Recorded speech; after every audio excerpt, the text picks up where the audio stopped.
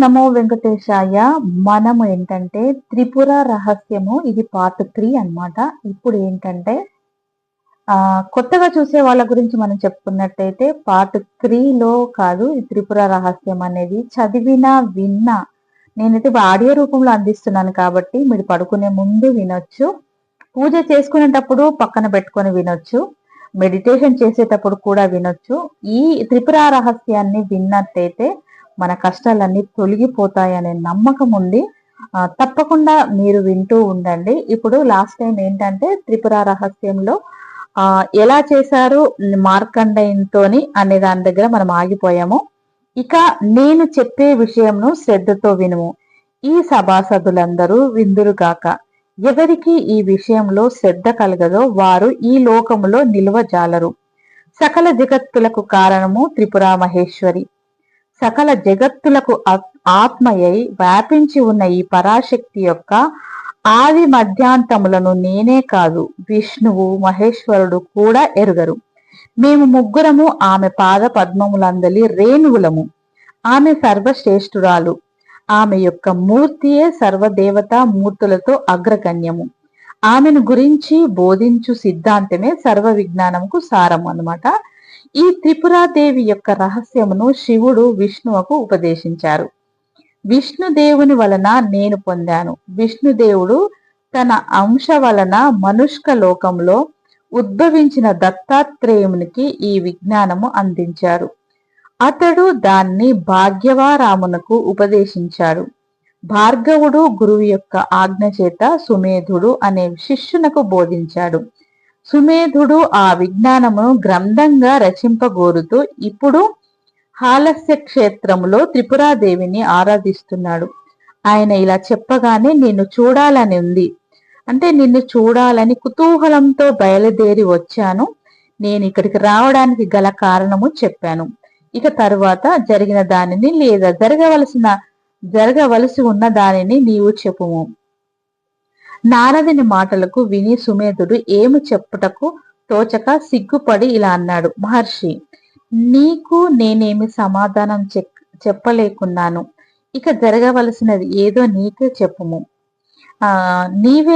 సరి, గ్రంథము రచింపటకు నాకు గురువర్యుడు ఆజ్ఞ ఒసంగిన మాట నిజమే. ఆయన చెబుతున్నప్పుడు త్రిపుర రహస్యమంతా శ్రద్ధతో విన్నాను. కానీ మందబుద్ధిని అగుట చేత అంత మరిచాను. భగవానుడు నీవు నన్ను కరుణింపుము. ఇలా పలుకుతూ సుమేధుడు ఆ మహర్షికి సాష్టాంగ ప్రణామం గావించాడు. నారద మహర్షి చాలాసేపు ఆలోచించి బ్రహ్మదేవుని స్మరించాడు. బ్రహ్మ వెంటనే అక్కడ ప్రత్యక్షమయ్యాడు. వారిద్దరూ సంతోషంతో లేచి సాష్టాంగ ప్రణామములు గావించి ఆర్ఘ్యము ఆసనము ఒసంగి పూజించి వినమ్రులై నిలిచారు. ఆయన నారదుని వైపు చూసి, వత్స, నన్ను ఎందుకు స్మరించావు? ఏమి కావాలో చెప్పుము అని అడిగాడు. నారదుడు ఇలా అన్నాడు. భగవానుడా, నీవు మార్కండేయునితో చెప్పిన మాటలను బట్టి త్రిపుర రహస్య గ్రంథమునకు కవి అయిన ఈ సుమేధుని చూచుటకు వచ్చాను.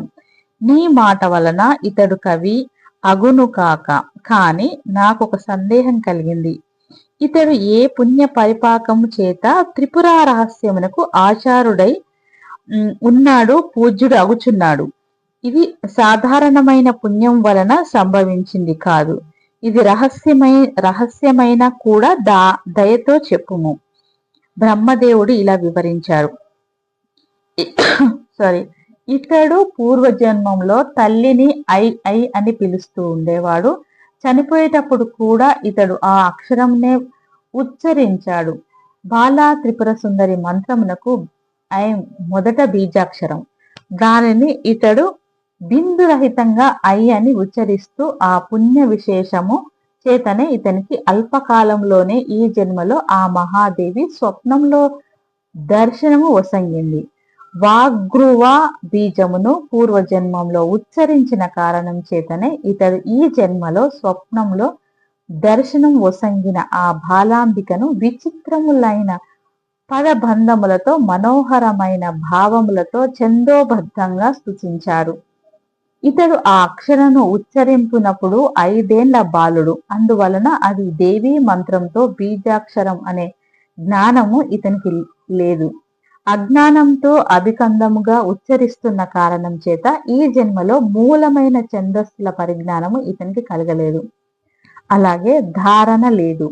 అంటే ధారణ అంటే జ్ఞాపక శక్తి లేదు. కావుననే ఇతడు తాను స్వయంగా రచించిన ఈ స్తోత్రంనే కాక గురువు వలన విన్న త్రిపుర రహస్యంను కూడా విస్మరించాడు.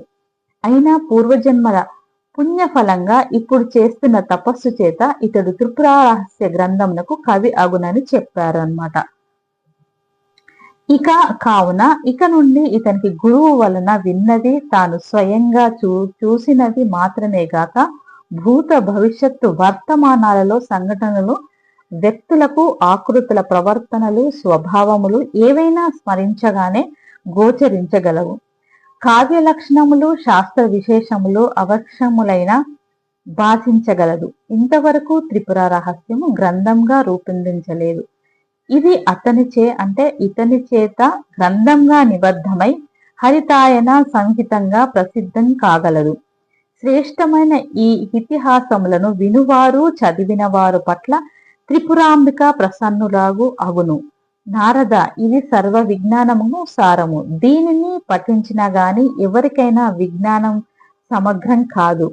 తర్వాత బ్రహ్మ సుమేధునితో ఇలా అన్నాడు: కుమార, నా మాట వినుము. నీకు సర్వము సూచించును. భార్గవరాముని సేవించి పొందిన మంత్ర దీక్ష వలన త్రిపురాదేవి స్వప్నంలో నీకు దర్శనం ఒసంగిన సన్నివేశాలతో గ్రంథమును ఆరంభించు. నీవు రచించుట మొదలుపెట్టిన తర్వాత విషయాన్ని నీకు క్రమంగా గోచరించును. రోజుకు 4 అధ్యాయముల చొప్పున 36 రోజుల్లో దీన్ని పూర్తి చేయము. ఇది మహత్య ఖండము, జ్ఞాన ఖండము, చర్యా ఖండము అని 3 ఖండాలములతో 12,000 శ్లోకములతో రూపొందును. ఇలా సుమేధుని ఆదేశించి చతుర్ముఖుడు నారదునితో ఈ అద్భుతమైన గ్రంథమునకు ఇతడు మొదట వక్త, నీవు మొదటి శ్రోతవు అని చెప్పి వారిద్దరిచే పూజింపబడి అంతర్ధానమయ్యారు. నారదుడు సుమేధునిచే పూజింపబడి వెళ్ళిపోయాడు. వారిద్దరు వెళ్ళగానే మహాత్ముల సాంగత్యం గడిచిపోయింది. సుమేధుడు కొంచెం కలత చెంది వేగవతి నదికి వెళ్లి స్నాన సంధ్యాది విధులను నిర్వహించాడు. శ్రీ మీనాక్షి సుందరేశ్వర్లను గణపతిని పూజించి గురుదేవుడైన భార్గవరాముని పరమ గురువులకు దత్తాత్రేయ మహావిష్ణువు పరమేశ్వరులను స్మరించి స్వర్ణపద్మిని తీరంలో గ్రంథ రచన ఆరంభించారు. ఇది అన్నమాట. అంటే సుమేధుడికి ఇలాంటి వరం ఎలా వచ్చింది అనే దాని గురించి ఈ త్రిపుర రహస్యము పార్ట్ 3లో మనము చదివాము.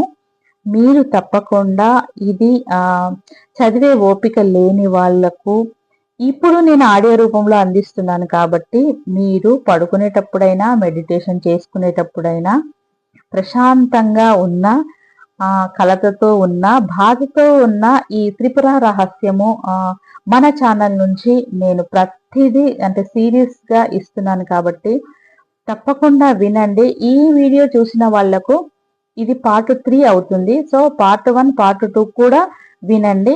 మీ కష్టాలన్నీ తొలగిపోతాయని నమ్మి వినండి. తప్పకుండా జరుగుతుంది. ఇలాంటి వీడియోస్ కోసం మన ఛానల్ని కొత్తగా చూసే వాళ్ళు సబ్స్క్రైబ్ చేసుకోండి, లైక్ చేయండి, షేర్ చేయండి.